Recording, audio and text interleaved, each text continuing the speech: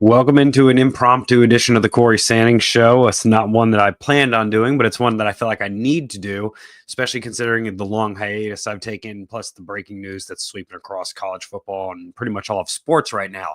Welcome in, everybody. I'm your host, yours truly. I haven't been live with you all in quite some time, but got a few announcements at the end of this show regarding that. But this show is all about one topic and one topic only. Going to do a little ad-libbing, going to go mostly off script because while those of us with eyes saw it coming, we haven't really had a lot of much of a chance to react. But quickly, this show is brought to you by Clean Eats Knoxville. Clean Eats, it's not a diet, it's a lifestyle. Go ahead and visit one of the 3 locations here in the Knoxville area. Mention that Cory sent you, and they might smile at you when you leave. That's probably about it. But they'll smile at you. Welcome in, everybody. Obviously, everyone knows the controversial topic we're going to be discussing. I'm going to be talking about today just because I have a lot to say about it. As we all know, Lane Kiffin announced on Sunday, though we kind of knew it for quite some time, that he was leaving Ole Miss to take the LSU job. This is ahead of the Rebels, or after, I guess I should say, the Rebels' best season as a program, 11-1 for the first time in school history. Almost guaranteed a spot in the college football playoff and a top 8, top 7 team for much of the season, but they'll be without their head coach for the stretch run because Lane has decided to take his talents to Baton Rouge. Believe he thinks that greener pastures are in LSU, and they might be, but Lane Kiffin does it again. I feel like part of me was surprised when I heard the news, but then I thought back to my roots as a sports fan and as a Tennessee sports fan, and I realized that this isn't much of a surprise. Lane Kiffin, this is who Lane Kiffin is. He had his introductory press conference at LSU today, obviously. This is who he is, and this is who he's proven to be over the course of the past 15, 16 years as a football coach.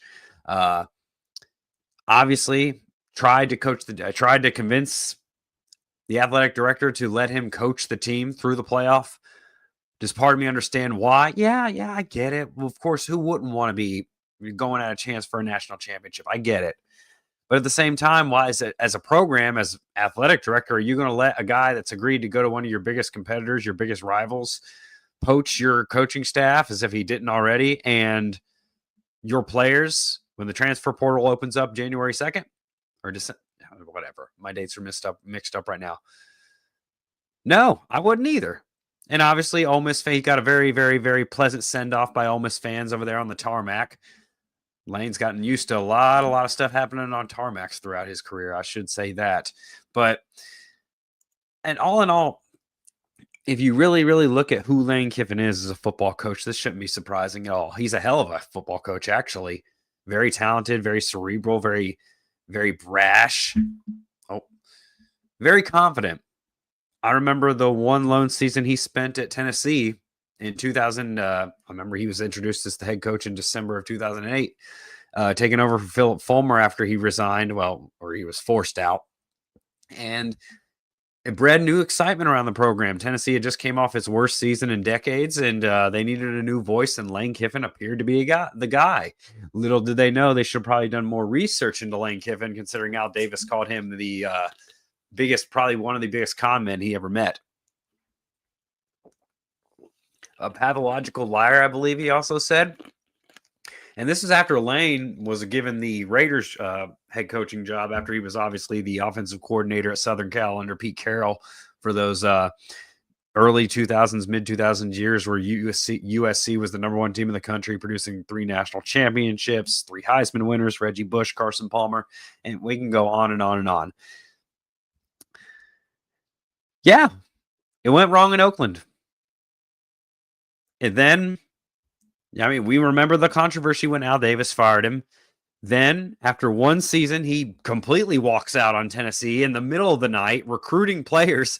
He actually had Coach Ed Orgeron, who was the defensive line coach for Tennessee at the time, calling players, telling them not to attend class the next day, the early enrollees, that if they didn't, they could then follow them and transfer to USC. On his way to the airport, after keep in mind, Lane was practically had to barricade himself into the Neyland Thompson Sports Complex, it was called at the time, now the Anderson Training Center, because students were outside and Tennessee fans were outside burning mattresses, chanting, holding signs, making threats. It was hell on earth. Because all of a sudden, you're just going to up and leave after 1 year? A promising year at that. But on the flip side, at the time, SC was a better job. It may not be now, but at the time, USC was a better job than Tennessee. And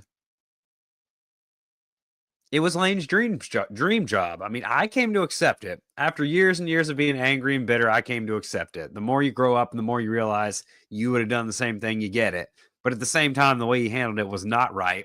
Those of you that remember, he held an impromptu press conference at 10 o'clock at night at the sports complex. Is the reason he was there. Obviously, probably cleaning out his office too.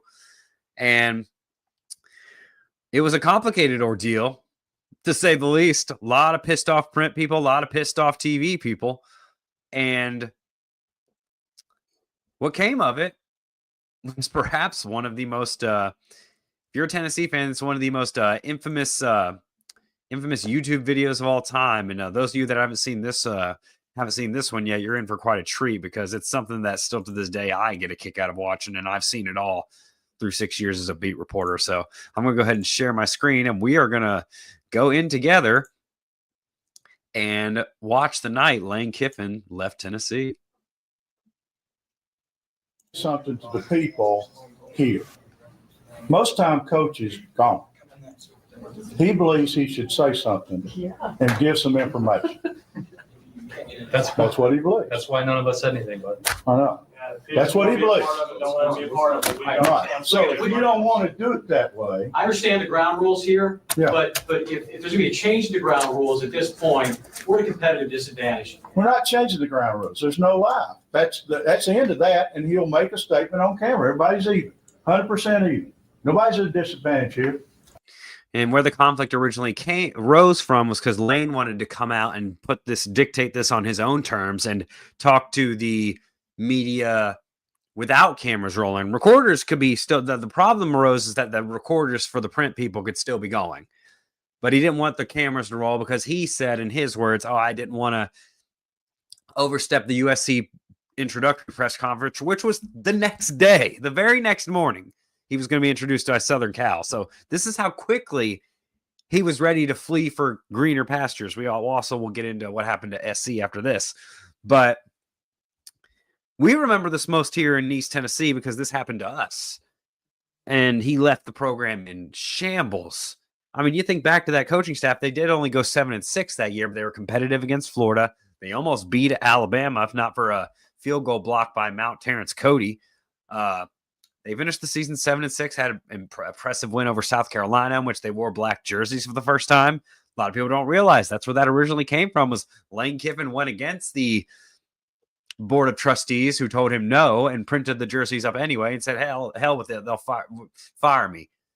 And obviously they beat South Carolina that night, 31-13. Actually, it was South Carolina and Coach Steve Spurrier. But the issue here is rising up from the news director from Channel 10, WBIR, actually one of my former employers. I never worked with him. He was gone by the time, but his name is Bill Shorey, and he's arguing the fact that there's a disadvantage for broadcast media because you're going to let one portion be off camera, the genuine portion, and a rehearsed statement on camera. So I get it. You're in our building. You know that. Just remember that. You're in the I don't university disagree with what he's saying. building. But Yeah. this doesn't have anything to do with the citizens of Tennessee building, this campus, anything like that. This was called as a media opportunity. Well, what I mean, That is, this is your building, right? Had nothing to do with the citizens of Tennessee. it's a media opportunity. Is it live online, live on the radio? No, it's not live anywhere. It's not like. No live. There's no live. Everybody's equal. Live on consent to, because we've agreed to that in the past. We can't allow an off-camera portion and an on-camera portion. Well, he could probably state the same way. He was just going to give some general information and then say in a public way. But if you want to do it all in Just one be time, all on camera, that's what we want. That's what we want. he's not going to take questions.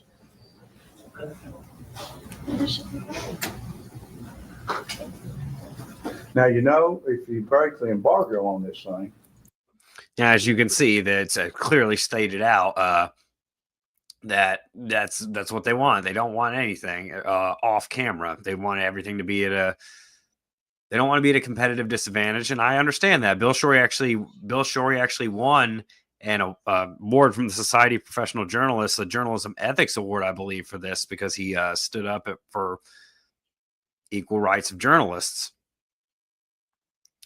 But I am going to fast forward this a little bit more and yeah,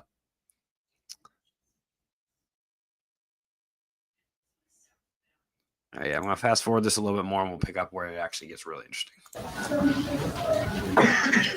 that he does not want the cameras to roll on the first part of what he's saying. Okay? One station does not want to do that. And so you better decide where you want to be. Get him in the room. No, I'm not going to not walk him in here because it's his call. Now decide what you want to do. I'm not talking to a public employee or a public. But I have a question. Right. For those of us who want him, can we go out there or something and then? Well, that may be the option. And no TV at all. Because this guy doesn't represent all of us and we want to do something here. And I'm not going to have to ruin our opportunity. I can't understand why all of you are agreeing to go off the record over the. There's no off record. There's nothing off record. There's nothing Off off the record. camera, it is the equivalent to off record. There's nothing off record. All is reportable. He wants to do the camera thing when he's talking to the camera, and he wants to talk to people and explain things in a way, in a different kind of way. That's what he wants to do. Everything in the room will be reported. We're not denying news. Okay? I think that with the frustration is the disadvantage that everyone who's not in television can still set up their recorder though. And so that's the frustration is that the television feels like they're at a disadvantage. We better decide are we gonna go off or not? And actually, crazy enough, who you just heard talking was Chris Budden. I think I said her name right. Chris Budden, longtime ESPN reporter. She actually worked at WBIR at the time, so she was stating simply, listen, hey, and this was just the beginning, honestly. And I'm going to go ahead and stop it there. The long story short, Lane Kiffin came out, read off a minute or two long statement, and then walked out. And like I said, he had to barricade himself in his office because everyone was outside about to insinuate, and in a riot. There would have been a riot. Well, maybe not a riot, but mattresses were burnt. And I feel bad for whatever local Knoxville furniture guy sold those mattresses because they're not known for that now. But that's just the crux of what Lane Kiffin was at Tennessee. It was a lot of potential, but a very short-lived experience. Lane Kiffin is a guy that's always looking to leave. He thinks he can find greener pastures elsewhere. And it happened at SC. When he got there, they were hit with a ton of sanctions from the Reggie Bush scandal. I believe they lost 30 scholarship players for 2 years, 2-year bowl ban as well. He claims, now you can't trust anything the guy says because everything that he says typically is disproven by many other people. But he says he wasn't aware of the sanctions. I doubt that that's true. And then 3-2, I believe in 2013, was it? And maybe 14, and they get back from getting thumped by Arizona State. I believe it was 61-41 was the final score. They're 3-2. They get back to LAX, and athletic director USC athletic director Pat Hayden's waiting for Lane off the team, he grabs him off the team bus. They're on the team bus getting ready to go back to campus, and he grabs him off the team bus and he fires his ass right there on the tarmac. Right there for the world to see. Well, no, it wasn't. It actually wasn't like that. It's multiple reports have surfaced since then that claims it was in a small airport office. But regardless, he was left on the tarmac to find his own ride. And Lane himself have said he felt that was the end of his head coaching career. And honestly, it very well could have been. But Nick Saban gives him an opportunity at Alabama. Another opportunity falling right in Lane Kiffin's lap to redeem himself. Goes to Alabama. They keep rolling. Then in 2017, a week before the national championship game, Nick Saban fires Lane Kiffin for not being prepared in a playoff game after he had already taken the FAU job. Finally got himself a head coaching job again. He's trying to rehabilitate his image, but he got fired from Alabama. Okay, then he goes to FAU and he just turns into a relatable Twitter troll. It's pretty funny. Started to come around in terms of humility, it seemed. Gets a shot at Ole Miss in 2022, I believe, or 2021. Gets a shot at a big-time SEC program to lead the helm. And he's worked the past 6 years to rehabilitate his image, and he had done pretty well of doing that. And then in one fell swoop, just like he did at Tennessee, just like he did with the Raiders, he does it again. He cannot help himself. And then you look at the other side of the blade, and LSU is a better job than Ole Miss. I would kill as a football coach to have 100,000 people cheering for me rather than a stadium that seats 60 capacity maximum. I get it. They're promising him $25 to $30 million a year in NIL roster money. I get it. But at the same time, Lane Kiffin always does it in his own way. In his own way, always leaves a trail of smoke and flames behind him. And it's like he can't help himself. He manages to make it all about him every single time. And the man's 50, and he's still getting shouted at and getting flipped off by young, drunk sports fans because he can't get out of his own way. And then he has the nerve to go on the tarmac, interview with Marty Smith, which I understand that's his bud. We're going to react to that interview here real quick because I think I can probably point out at least 5 inconsistent statements of what he says. And it's just Lane being Lane, y'all. We're going to watch it and we'll react to their side. Oh, me. On an airplane to Baton Rouge, Louisiana. What is going through your mind right now?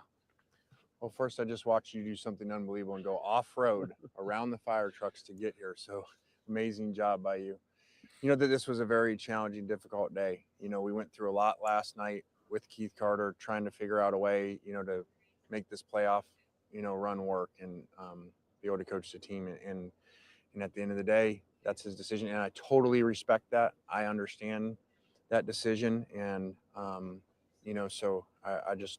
See, he starts it off immediately by blaming somebody else. Oh, I tried to stay and coach the team. You know, it's all on him. You know, we tried. He's immediately blame deflecting, much like he did in that rehearsed AI written statement he posted on Twitter that officially announced the decision. I tried to stay and get our historic 6. He's a class A narcissist. And the thing about it is he just can't admit it. I'm just saying. Totally wish the team the best of luck. Wish that I was coaching, but understand that it was a very challenging position for him and the chancellor to be in, and totally respect that.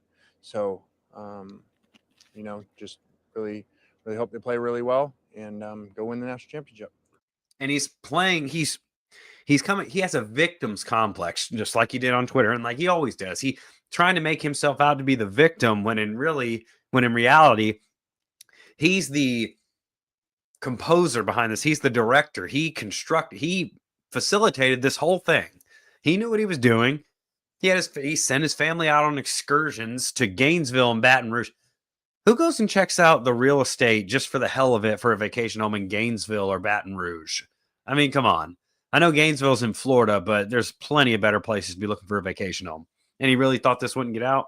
Again, trying to be the victim when he's the villain. What drew this decision out so long? Just, it was really difficult. This has been a really special place. 6 years here. I know that there's a lot of feelings and emotions right now around. I hope when they settle down that there's an appreciation about what we were able to do here and having, you know, the best run that's ever been done in the history of the school, and brought some exciting times. So I'm so appreciative to the people of Oxford and the relationships that I developed here. And, you know, when I spoke at my dad's funeral, he moved 7. Yeah, see, he's doing it again with the victim, trying to do is talk about his dad's funeral and that his dad would have told him to go. And quite literally, when Monty Kiffin was still around, I think one of the last public interviews he gave, he admonished them all for leaving Tennessee. He said they should have stayed. So would he have said that? I don't know. And then he goes on to blame other coaches for his decision as well, while saying, "Oh, well, I did all this, the best run in school history." While it's true, he's just trying to come off as the victim, and it's just really pathetic at this point. Times. And I realized when all the people, I got all the letters, calls, people showed up from around all those different spots, NC State, all the different spots he coached. And they said he was able to impact them and how much that meant to them. And so I've really strived since that day to really try to impact people and help people through life, through my journey. So just prayed a lot and made a family decision, and hopefully get a chance to go, impact a whole new set of people. I understand you didn't attend the meeting today. Why not? Again, I totally respect Keith's decision. So that was his decision. Yeah. He asked me not to come to the meeting and said I couldn't come, but which I totally understand. I don't know that I necessarily agree with that. We're trying to find a way, to make this work and coach the team and give the team the best chance to win. But I also, he's got a job to do, and like he said, he has to live here. So like he said, maybe all the national people understand why he should let me coach, but he has to live here, and it's a little different when you're the AD. So totally respect that. And Keith has been. This is classic Lane Kiffin again. Oh, it was Keith. It's Keith Carter, man. The whole thing is on Keith Carter. I know how I would have been able to stay and coach this team through the playoff. Just remain the Ole Miss head coach. Get you a statue built in Oxford one day. That's not going to happen with you at LSU. Look what happened to Brian Kelly. Thought he found greener pastures at LSU, and LSU's been mediocre for the past 5 years. They've had good moments, but they haven't been in contention for a national championship. And then we'll just keep watching and keep reacting. Amazing to us over the 6 years. Why was LSU the right choice for you? Yeah, just there was something in me. This was really hard. My heart was here, but I just I talked to some mentors, Coach Carroll, Coach Saban, and especially when Coach Carroll said, "Man, your dad would tell you to go, man. Take the shot. Take the shot. You've accomplished a lot here."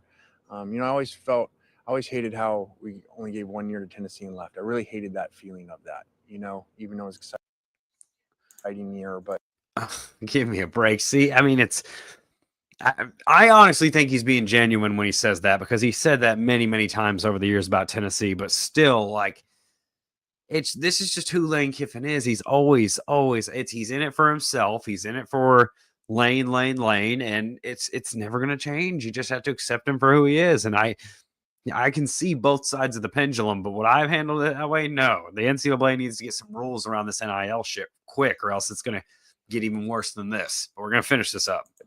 I think that we gave a lot to this program and to the city, and some of the most historic wins in this stadium we've ever had, and best regular season in the history of the school. So I feel proud of that part, but it just became time, I talked to God and he told me it's time to take a new step. It's a new chapter. Some people will look at this and say, okay, it is the best season in the history of the school, the best era in the history of the program, a playoff team with an opportunity to win a national championship. So what does LSU offer in your mind that Ole Miss doesn't? I don't know all that. It just was something that I prayed on and made a family decision, and maybe it's right, maybe it's wrong. But I think a lot of times, you just go prove things right. And that's what we're going to do when we get there. Last thing. I know this has been an emotional time. We'll go ahead and stop sharing it there. So I don't know. Let me know how you all feel in the comments. Feel free to comment and join the chat if you want to. But oh my, man. It's classic Lane Kiffin. It's classic. I never change, man. Never change. It's entertaining as hell. He's a hell of a coach. He's a hell of a character. But at the end of the day, Lane Kiffin, if Lane Kiffin ever comes to you and is talking about loyalty, is talking about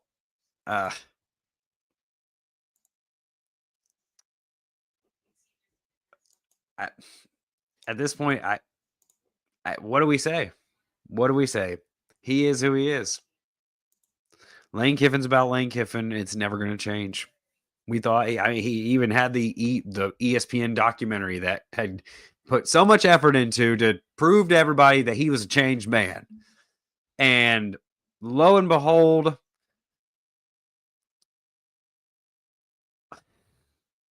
you can't turn a hoe into a housewife. Hoes don't act right.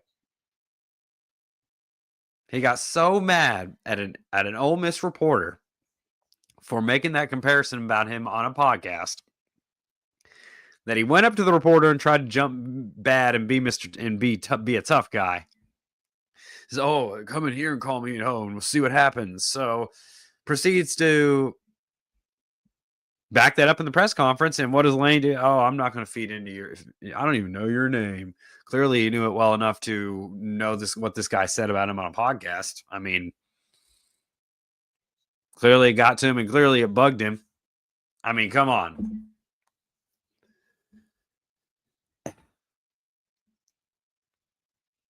You know, I did something off this morning that I haven't done in a long time. I went into my phone, went into my contacts, got a bunch from my journalism days, and I texted the number that I had saved back then as Paul Feinbaum. Those of you that many of you know on ESPN, the SEC network. He's a Daily Beacon alum, as is yours truly. Met him a couple times. I just asked him what he thought about it. And this is before he went on Get Up and on First Take. And the same thing that's been echoing in my head all day. Are you really surprised? And no, I'm not. And like I said, I would have. It's crazy to say that because I would have probably done the same damn thing, but I wouldn't have handled it like that. And here's the last question we're going to answer about Lane is he's arguing that he should have been able to coach Ole Miss in the playoff. And I'm sorry, no, it's just not how it works. Maybe we get some rules later on that down the line that'll establish, like maybe a collective bargaining agreement. We really need that with this shit in NIL now because it's getting out of hand. I'm all for the players getting paid, but that's what causes stuff like this to happen.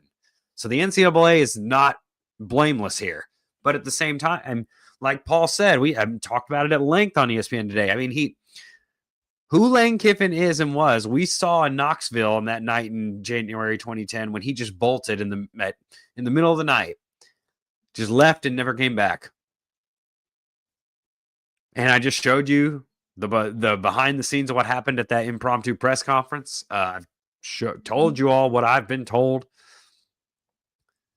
Lane Kiffin is Lane Kiffin, and we're going to have to accept him for who he is. And if accepting him means booing him on Saturdays, like a lot of you do, especially just to hate watch, go for it. I really was starting to like Lane Kiffin. That's a crazy thing. I still don't mind the guy, to be honest. I'd sit down and talk to him. We'd probably have a pretty damn fun conversation. But I call it like it is, and Lane Kiffin did it again, and he did it the wrong way again. And the NCAA is at fault here too. All around, this is a shitty situation. So, could Lane Kiffin just up and tell the truth, though? I mean, that's the thing. Could he just say, listen, it's a better opportunity, more money, better location for recruiting, more money to him? Ole Miss was going to match. I've sources have even confirmed that Ole Miss was going to match the money for him, but they couldn't match it, with the NIL commitment. I get that. I really do get that. LSU has won 3 national championships in the last 25 years, but last one they won because they had a generational offense that consisted of Joe Burrow, Jamar Chase, Justin Jefferson, and Clyde Edwards-Helaire. You remember that defense? It was not good. And Coach O actually got let go a few years later, and then Brian Kelly came along and did nothing. Obviously, you had Les Miles, who won 2, Coach Saban, who won 1, who was also in Lane Kiffin's ear. Lane's made this decision up. He's known he's leaving for about 2 weeks. Many people have said that, and are people that I don't have any reason not to believe. But he decided to drag this out so he can make it all about him, so he could try to milk the program for as much as he could. And then he made the ultimatum to the AD that either you'll let me coach the playoff or I'm taking my assistants with me. And then to even sweeten it up even more, he makes an ultimatum to the coaches saying, unless you're on this private plane they've got coming for me tomorrow to Baton Rouge, you can kiss your spot on my staff at LSU goodbye. That a stand-up guy? Is that a guy that you should count on to develop young men and young athletes? Old school way of putting it, but that's one side of the coin, and the other side is you see the opportunity and you take it. You're always playing the game, always looking for the net. What's the next best step? And I get that, but at the same time, it's the way this guy handles it. It's clear he hasn't changed, and he probably is going to be the same guy at LSU. Is he going to win a championship? I don't think right away. In fact, honestly, I don't. Who knows? I don't think he'll win a championship at LSU, to be completely honest. I don't. I really don't. And then in 4 to 5, give it 4 to 5 years, and he'll be either at Florida or Alabama. One of the two. One of the two will come knocking for him again. Alabama obviously would be the first time, but one of the two. Lane's going to make this carousel. He's going to have the rainbow of the SEC by the time he's done. I have a feeling. Unless he burns this to the ground like he did at SC when he left Tennessee. So if that happens, more power to him to find his next stop. I wish him all the best. I don't think it's going to happen because Lane Kiffin and commitment don't go in the same sentence or in the same paragraph or maybe even in the same book. So, I mean, I don't know. Let me know what you think. Did he handle it well? Did he handle it right? Regardless, would we have made the same decision, you and I? Probably. Just putting it calling it like it is. But I definitely would have tried to find a way to handle it a lot better. Might have just been honest. Maybe if you just be honest. I mean, Ole Miss fans aren't going to like it, but people would sit back and say, yeah, I get it. And then you wouldn't have talking heads on ESPN and Fox Sports alike ripping you apart. But just some important show announcements. As you all know, I've been on a hiatus from my podcast and everything, media-wise, social media-wise, for about the past month and a half. Just trying to really I've been sick actually quite frequently the past month and a half. I'm actually just getting over a cold as we speak. But been working on a new website, been working on actually a more structured show format. Obviously, this one's impromptu just because I wanted to get my thoughts out there and let y'all know what I think of old Lane Kiffin boy. But soon, actually, will be posted, I believe, on Wednesday. I have to check my schedule. Maybe it's Friday, but I'm going to announce the new show format. We're also going to be announcing a new show that's going to be coming to the website. And obviously, the website will be going live on Wednesday as well. So you'll be able to catch written stuff there. We're working on Patreon, and we're working on other ways y'all can support what I'm trying to build here as well. But overall, stick around on social media. Follow me on Twitter at Cory Sanning. Follow me on Instagram at Cory Sanning, or you can stick with me on Facebook like you have been. But which of the now you know what I'm talking about.